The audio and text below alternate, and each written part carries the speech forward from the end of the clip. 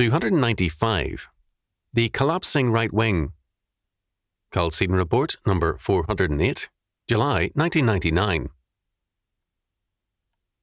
The centuries between the fall of Rome and the Renaissance were named the Medieval Era, or the Dark Ages, by the historians of the later Middle Ages, because they were seen as a lapse in the culture of Greco-Roman humanism. Earlier, that era was also called the Dark Ages, but the witness of the cathedrals and the Church's scholarship made that term ridiculous, and it was, in the main, dropped. What was retained was a view of the modern age as a resumption of true civilization, that is, humanistic statism. This statism early revealed itself in the high role given to kings, who supposedly had, quote, divine rights, end quote. A portrait of Louis XIV depicts him as a god. Palaces such as Versailles were the cathedrals of the new culture. In the early years of humanistic statism, the powers of the state did not extend into such spheres as education and economics, as was later the case, but from the beginning, the overruling power of the state was apparent. As against all of this, the American War of Independence was a conservative counter-revolution.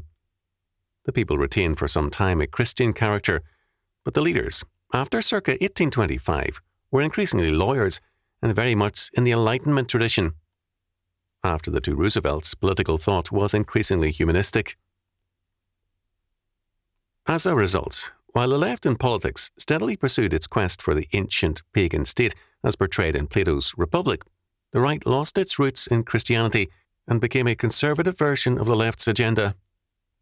The Bible and the name of God could be used by the right, but with less and less meaning.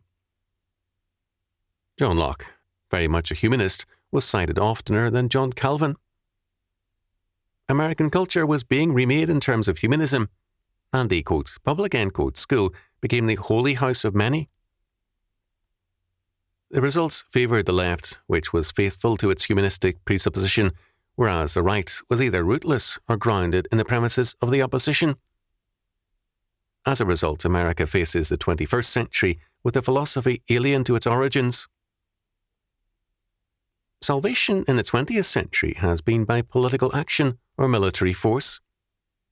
Any reading of the Bible makes it clear that war is never seen as a way of salvation, but the American presidents of the 20th century have acted as military saviours.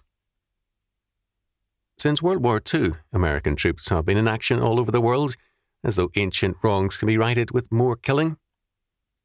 Political assassinations all over the world reflect this humanistic faith in salvation by killings. Not atonement, but murder is seen as a saving force. Now, because military action and revolution have become so popular a means of social salvation, does not alter the fact that they usually compound existing evils. In the beginning of the 20th century, America's major world role was a Christian missionary power.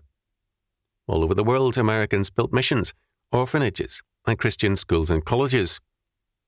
All over the world also, Christian charity met crises with redeeming grace in action. American intervention then meant godly help and relief. Now, while the missionary action is still important, some of it is modernistic, and our political and military intervention has been hated and resented. The 19th century plan of a world commission to bring salvation through Christ to all men and nations has been replaced by humanism and its plan to save the world with interference, military action, and a rejection of the Christian faith.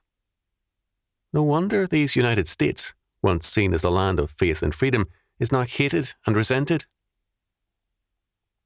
The American right has little to offer the people except a slower-paced leftism.